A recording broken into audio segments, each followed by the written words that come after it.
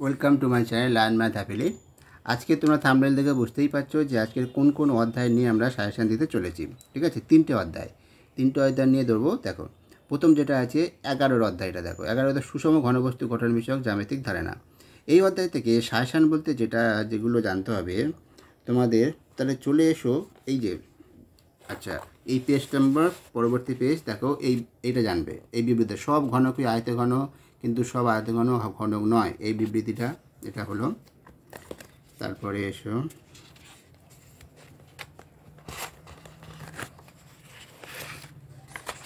তারপরে জানতে হবে, দেখো, প্রতিটা যে ঘনবস্তু আছে, যেমন আয়তঘন, ঘন, এদের ভূমির আকার কী। ঠিক আছে, আয়তঘন, ঘন, আরও পিরামিড, প্রিজম, এদের ভূমির আকারটা কেমন।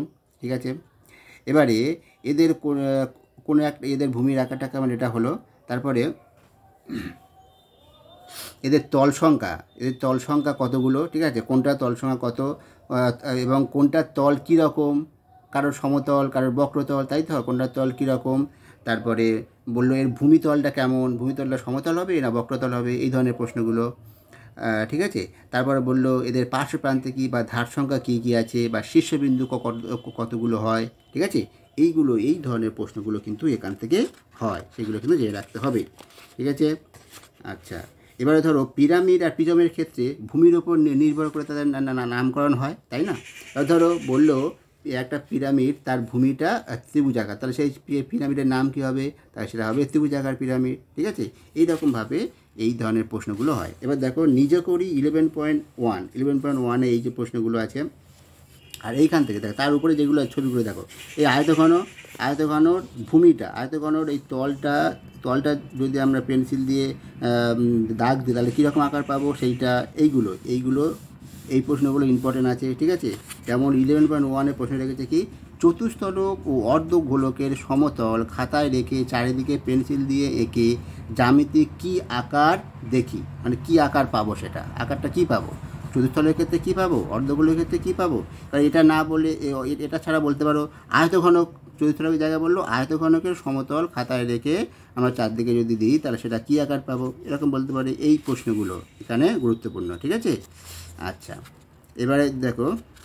আবার এই ধরনের ছবিগুলো দিয়ে বলতে পারো উপরের তলটা কি, সমতল না বক্রতল, এই প্রশ্নগুলো। ঠিক আছে, এই যে প্রশ্নগুলো আছে এইগুলো, যেমন বললো আমার বইয়ের উপরের তলটা কেমন, আমার বাড়ির মেঝের তল। এবার প্রশ্নটা তো আমার বলবে না, বললো তোমার বইয়ের উপরের তল কেমন, তোমার বাড়ির মেঝের তল কেমন, এইরকমভাবে প্রশ্নগুলো আসতে পারে।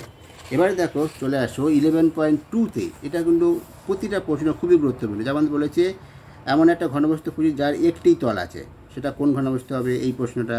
তবে এমন একটি ঘনবস্তুর নাম লিখি যার একটা বক্রতল কিন্তু দুটো সমতল, এইটা। এই সবগুলো প্রশ্ন খুবই গুরুত্বপূর্ণ 11.2। ঠিক আছে, নিজে করি 11.2। এবার চলে এসেছি কোষে দেখি। দেখো, কোষে দেখি 11-এর একের দাগেরটা ইম্পর্টেন্ট, একের দাগেরটা।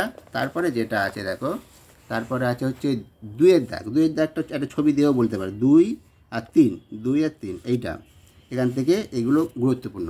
তার মধ্যে দেখো এখানে এই যে এখানে এই চারটা যদি কেউ পূরণ করে রাখো তাহলে খুব ভালো। যদি না তোমরা জানো, এই পুরো চারটা কিন্তু আমি পূরণ করে শর্টস ভিডিওর আকারে আপলোড করা আছে। ঠিক আছে, তোমাদের আমি এই ভিডিওর আই বাটনে দিয়ে দেবো, তোমরা দেখে নিতে পারো ওখান থেকে, বা চ্যানেলে গিয়েও শর্ট ভিডিওতে দেখে নিতে পারো। ঠিক আছে, মানে আয়তঘন ভূমির আকারটা কী হয়, এই তল সংখ্যা কতগুলো হয়, ধার সংখ্যা কতগুলো, শীর্ষবিন্দু, এইগুলো নিয়ে একটা পুরো সুন্দর করে একটা ভিডিও দেওয়া আছে।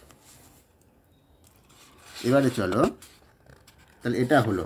এবারে পরবর্তী যে অধ্যায়টা, দেখো ওই অধ্যায়টা আরও যে প্রশ্নগুলো হতে পারে, যেমন তোমার বললো আয়তঘন কাকে বলে, বা ঘনক কাকে বলে, এই ধরনের প্রশ্নগুলো, প্রতিটা ঘনবস্তুর কাকে বলে প্রশ্নগুলোও হতে পারে। ঠিক আছে, সেগুলোও করে রেখো। আচ্ছা, এই আমি কাকে বলে প্রশ্নও কিন্তু শর্ট ভিডিওর আকারে দিচ্ছি। তোমরা যারা ফলো করো আমার ভিডিও, তারাই নিশ্চয়ই দেখেছো।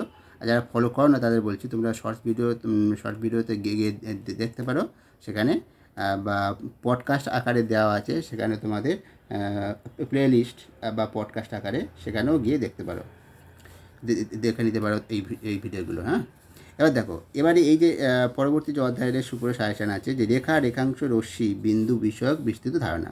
এই অধ্যায় থেকে কেমন সাজেশান হতে পারে দেখো, এখান থেকে যে প্রশ্নগুলো আসতে পারে, ধরো রেখা কাকে বলে, রেখাংশ কাকে বলে। ঠিক আছে, এইগুলো, বা রশ্মি কাকে বলে, বিন্দু কাকে বলে, এগুলো তো পড়ে এসছো, তবুও এখানেও ওইগুলো গুরুত্বপূর্ণ। হ্যাঁ, এইগুলো। তারপরে দুটো সরলরেখা কটা বিন্দুতে মিলিত হতে পারে, বা কতগুলো বিন্দু দিয়ে সরলরেখাকরণ করা যায়, এই ধরনের যে প্রশ্নগুলো আছে, এগুলো খুবই দরকারি প্রশ্ন। তারপর দেখো সমবিন্দু সরলরেখাংশ কাকে বলে, ঠিক আছে। তারপরে 3টে বা তার বেশি সরলরেখা একটা বিন্দুতে যদি যায়, তাহলে সেই সরলরেখাগুলোকে কী বলে, এই যে এইগুলোই, মানে সেই সরলরেখাগুলোই তো সমবিন্দু সরলরেখাংশ বলে। মানে সমবিন্দু সরলরেখাংশ কাকে বলে সেটা একটা প্রশ্ন হলো। তারপরে সমরেখ বিন্দু কাকে বলে, ঠিক আছে, এটা করতে হবে। তারপরে যেটা করতে হবে, দেখো নিজে করি 14, এটা এইগুলো সবগুলো প্রশ্ন। মানে এই অধ্যায়টার ক্ষেত্রে বাদ দেওয়ার কিছু নেই, কারণ এই ধারণাগুলো তোমাদের দরকার, করতেই হবে এগুলো, ঠিক আছে। এই ধারণাগুলো না থাকলে কিন্তু তোমরা পারবে না, এগুলো করতে হবে। এবার দেখো তোমাদের যে কোষে দেখি 14 যেটা আছে, কোষে দেখি 14তে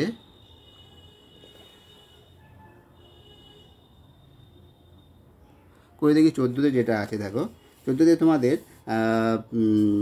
1 থেকে 5 পর্যন্ত এগুলো সবই হচ্ছে 1 নম্বরের প্রশ্নের জন্য এখান থেকে আসবে। এগুলো সবই করতে হবে কিন্তু 1 থেকে 5। তবে ইম্পর্টেন্ট যদি বলো, বেশি ইম্পর্টেন্ট 1 থেকে 5টা তো ইম্পর্টেন্ট আছে, তারপরে বেশি ইম্পর্টেন্ট হচ্ছে এইটা 6 থেকে 9 পর্যন্ত, ঠিক আছে। 6 থেকে 9 পর্যন্ত এখানে বেশি ইম্পর্টেন্ট, এগুলো সবগুলো করতে হবে। এবারে চলো দেখি 15 অধ্যায়টা। 15 অধ্যায়ে ক্ষেত্রফল ও পরিসীমা। এখানে প্রথম যেটা পড়ে সেটা হলো ক্ষেত্রফল কাকে বলে, পরিসীমা কাকে বলে। এটা হলো ক্ষেত্রফল, পরিসীমা। আর পরিসীমাটা কি বোঝার পর সেখান থেকে যে অঙ্কগুলো আছে, সুতরাং সেই অঙ্কগুলো বলতে গেলে এখানে যে ছবিতে যে অঙ্কগুলো আছে এইগুলোই গুরুত্বপূর্ণ, ঠিক আছে। এখানে তো আর অনুসরণী হিসাবে সেভাবে নেই, এখানে এইগুলোই এই ছবি দিয়ে বলা আছে। এরকম একটা ছবি দিয়ে বলবে এটা তোমার পরিসীমা বার করো, ঠিক আছে। এই ছবিগুলো দেওয়া আছে, এখানকার যে ছবিগুলো দেওয়া আছে এইগুলোই সবগুলো করতে হবে। আর এখান থেকে তো ছবি দেওয়াই আছে, এই ধরনের অঙ্ক আসে না, কিন্তু এইগুলোই আসে। এই পারে যেগুলো বললাম এগুলো সবই আসে। মানে পেজ নাম্বার 156, পেজ নাম্বারটা যদি দেখে নাও, এইটাই, এই যে অঙ্কগুলো, ঠিক আছে, প্রত্যেকটা 156 পেজ এইগুলো। তারপরে যেটা আছে, তারপরে নিজে করি 15 দাগে, নিজে করি 15 আমার ছবি আঁকা ছবি ক্ষেত্রফল দেখো, এটা দরকার নেই, যে ছবিগুলো আঁকা আছে যেগুলো ছবি, বেশ এগুলো দরকার নেই। এখান থেকে ওই ক্ষেত্রফল, এখান থেকে যে এই যে ক্ষেত্রফলের সূত্রগুলো, যেমন আয়তক্ষেত্র, বর্গক্ষেত্র, এগুলো সূত্রগুলো তোমরা জানো, আয়তক্ষেত্র, বর্গক্ষেত্র, ওই সূত্রগুলো দিয়ে অঙ্ক এখান থেকে আসতে পারে, ঠিক আছে। এই হলো তোমাদের বিষয়বস্তু। আর এই সূত্রগুলো যদি নিশ্চয়ই ফাইভে পড়েছো, যদি না জেনে থাকো তবুও, তাহলে আমাদের চ্যানেলে দেওয়া আছে শর্ট ভিডিও, ওখান থেকেও দেখে নিতে পারো। তাহলে এই ছিল আজকের এই 3টে অধ্যায় থেকে সাজেশান, ঠিক আছে। সাজেশান বলতে এইগুলোই কিন্তু তোমাদের করতে হবে, অবশ্যই করে রাখতে হবে পরীক্ষার জন্য। তাহলে আজকে এই পর্যন্ত, ভালো থেকো।